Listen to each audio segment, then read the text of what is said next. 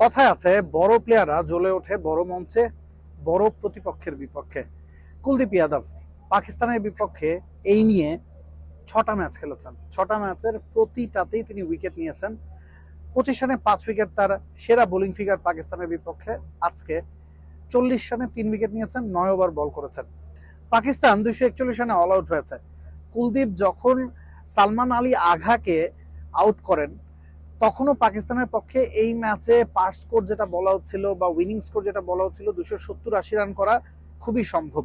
হাতে তখনও 7.5-8 ওভার বাকি ছিল, পাকিস্তান 200 পেরিয়ে গিয়েছিল। সে 7-8 ওভারে আপনি এক্সপেক্ট করবেন খুশদিল শাহ এবং সালমান আলী আঘা যদি ক্রিজে থাকেন সে 7-8 ওভারে অন্তত 50-60 রান আসবেই।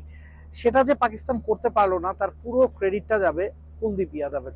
ব্যাক টু ব্যাক 2 বলে 2টা উইকেট নিয়েছেন। সালমান আলী আঘার পর শাহিন শাহ আফ্রিদিকেও ফিরেছেন। ওই জায়গায় কিন্তু কোমরটা ভেঙে গিয়েছে পাকিস্তানের। তখন টেইল এন্ডারদের নিয়ে আর আগের মতো লড়াই করা সম্ভব হয়নি খুশদিল শাহ। 40 রানে 3 উইকেট পেয়েছেন এবং যেটা একেবারে শুরুতেই বলছিলাম, পাকিস্তানের বিপক্ষে সবসময়ই কুলদীপের ঘূর্ণি জাদু কাজ করে। এখন পর্যন্ত পাকিস্তানের বিপক্ষে যে 6টা ম্যাচ খেলেছেন কুলদীপ যাদব, 6টা ম্যাচে 15টা উইকেট তিনি পেয়েছেন, 14 তার গড়, 21 হচ্ছে স্ট্রাইক রেট। প্রতিটা স্ট্যাটই আউটস্ট্যান্ডিং। একজন mystery spinner, leg spinner one day ক্রিকেটে কতটা কার্যকরী হতে পারেন কুলদীপ যেন তারই প্রমাণ।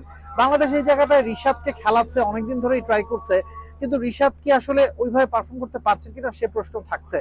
তবে এই কুলদীপের মতো বোলারাই দেখাচ্ছেন রিশাদকে খেলানোটা কতটা গুরুত্বপূর্ণ, তাকে সুযোগ দেওয়াটা কতটা গুরুত্বপূর্ণ। কারণ ওয়ানডে ক্রিকেটে টি20 ফরম্যাটে একজন লেগ স্পিনার দলে থাকলে যে কোনো সময়ই তারা ম্যাচের চিত্রনাট্য বদলে দিতে পারেন। লেগ স্পিনাররা হয়তো একটু এক্সপেন্সিভ হন, হয়তো বাজে বল করে ফেলেন, তবে তাদের মূল কাজ যেটা উইকেট নেওয়া সেটা কুলদীপ এই ম্যাচে করে দেখিয়েছেন। এবং কুলদীপের বোলিং এর কারণেই বলা যায় যে পাকিস্তান উইনিং স্কোর বা পার স্কোর বোর্ডে জমা করতে পারেনি।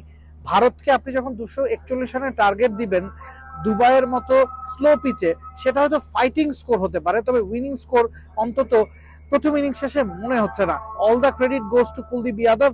তার কারণেই ভারত আপার হ্যান্ডে আছে এবং তার কারণেই পাকিস্তান নিজেদের মাটির চ্যাম্পিয়ন্স ট্রফিতে প্রথম 2 ম্যাচে হেরে বিদায় নিয়ে ফেলতে পারে।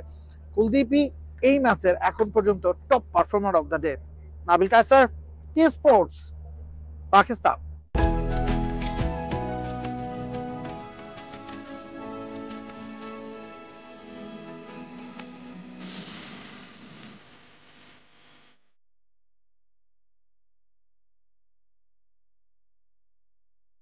For more updates, subscribe to our YouTube channel and click on the bell icon. Follow us on Facebook and Instagram. Download T-Sports app to enjoy exciting games and highlights. Visit tsports.com.